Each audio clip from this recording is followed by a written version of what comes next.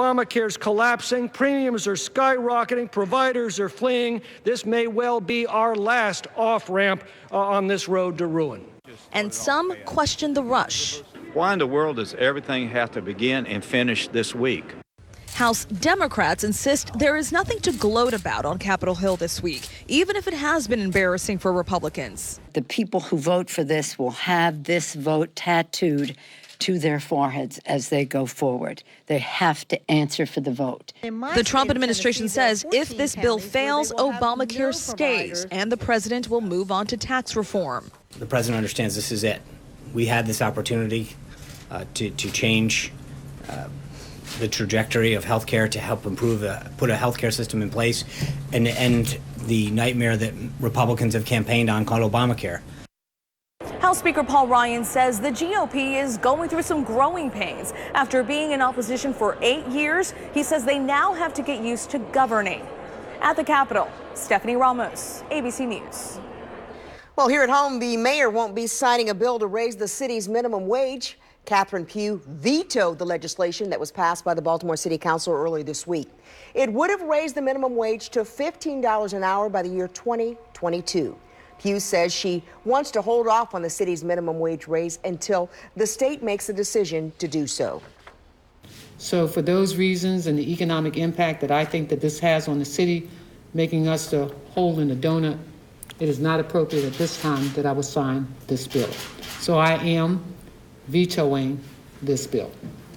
Right now, the city's minimum wage stands at $8.75 an hour. It is set to go up to $10.10 an hour next year.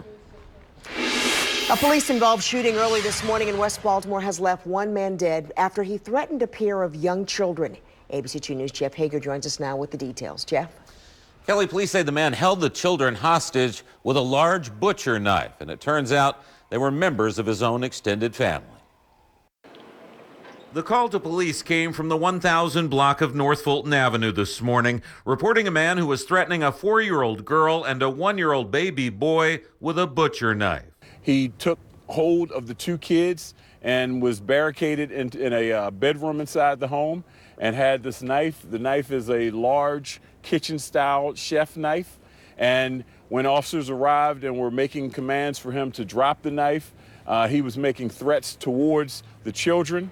That's when a member of the SWAT team, who has 14 years of service with the department, pulled the trigger, killing the suspect that turned out to be a member of the family. This was a relative, and they said that this relative was on drugs and had started acting erratically. The relative spent the night at the home last night, as described as homeless, 39-year-old male. Police say the man had a long history of drug and alcohol abuse. And while the family made some mention of the drug Molly, they can't be certain what, if anything, had driven him to threaten the children.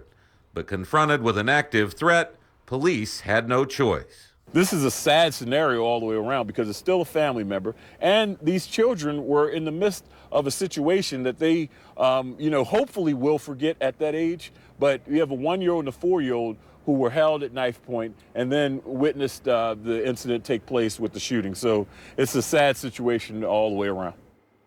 Police say the officer who fired that fatal shot has been placed on routine administrative leave, and he was equipped with a body camera that had been activated. So those images will also be reviewed as part of the investigation into the shooting.